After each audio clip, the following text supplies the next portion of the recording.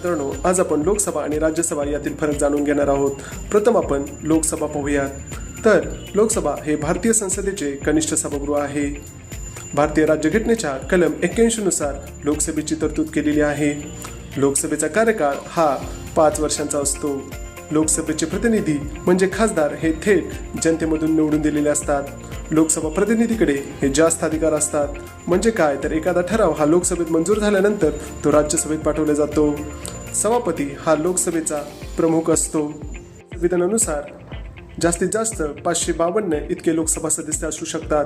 राज्याचं प्रतिनिधित्व करणारे 530 आणि केंद्रशासित प्रदेशाचे प्रतिनिधित्व करणारी 20 अशी 550 आणि अँग्लो इंडियन समुदायासाठी 2 जागा या राखीव आहेत. एकूण 552.